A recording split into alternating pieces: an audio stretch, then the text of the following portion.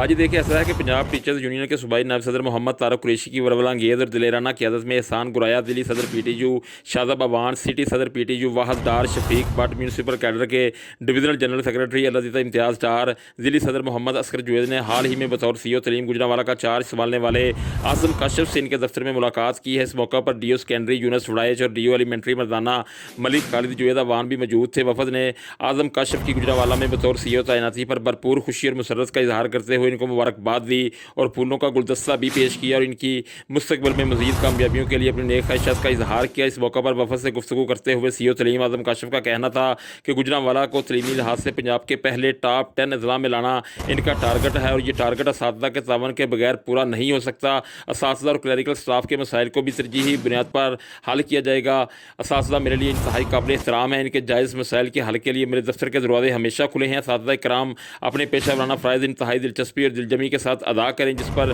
PTU के सूबाई नायब सदर मोहम्मद तारक कुरैशी और इनके साथियों ने सीओ तलीम आज़म काशफ की तरजीहात को भरपूर सराहा और इनको यकीन दिलाया कि वो इनके विजन को पाया तकमील तक पहुँचाने के लिए अंत तक मेहनत करेंगे और गुजरांवाला इनकी क़यादत में बहुत जल्द पंजाब के टॉप 10 अजला में शामिल होगा। जी।